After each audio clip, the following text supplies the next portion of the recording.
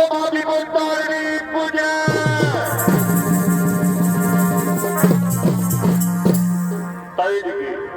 তাই দিকে কিছু রমণীগণ করে তো নদীর তীরে মা চণ্ডীর উপাসনা করার জন্য করছে না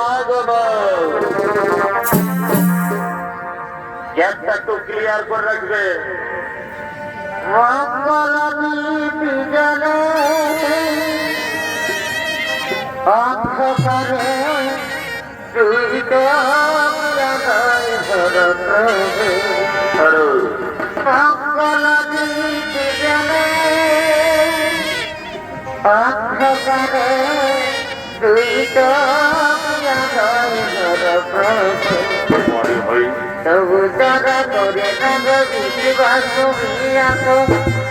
তাদের মার্জনা কর প্রভু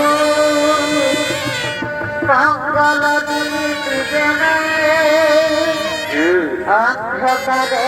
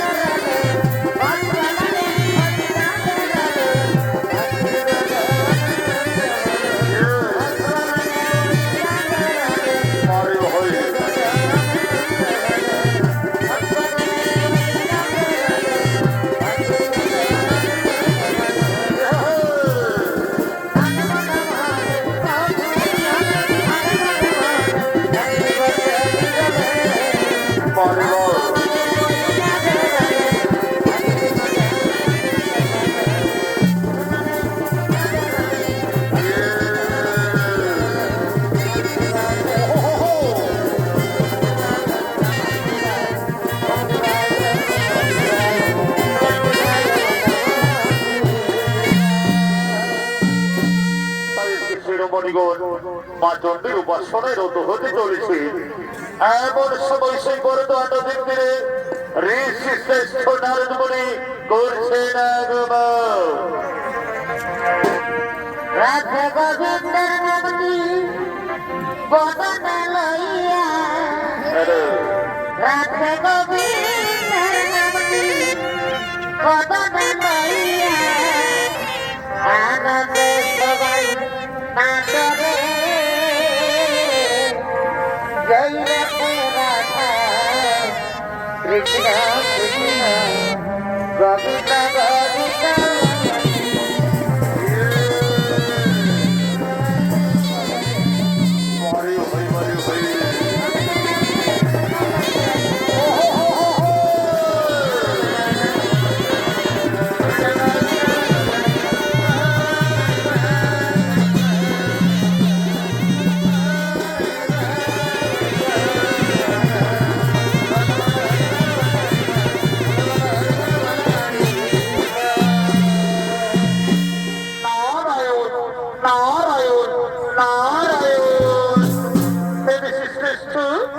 আপনার চরণে জানাই শতকোটি প্রণাম। শ্রেষ্ঠ আপনার কাছে জানতে চাই মা বিপত্তারিণীর পুজো কিভাবে শুরু হয়েছিল? ও এ কথা জানতে চাও?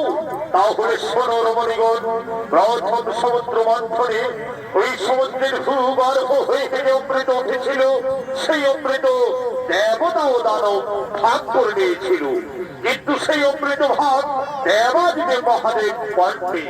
তাই তিনি ক্রোধান্বিত হয়ে সমস্ত দেবতা ও দানবকে পুনরায় সমুদ্র মন্থনে রাখা দেয়।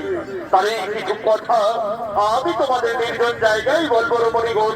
তাই চলো রমণীগণ, আমরা সেই নির্জন জায়গায় যাই।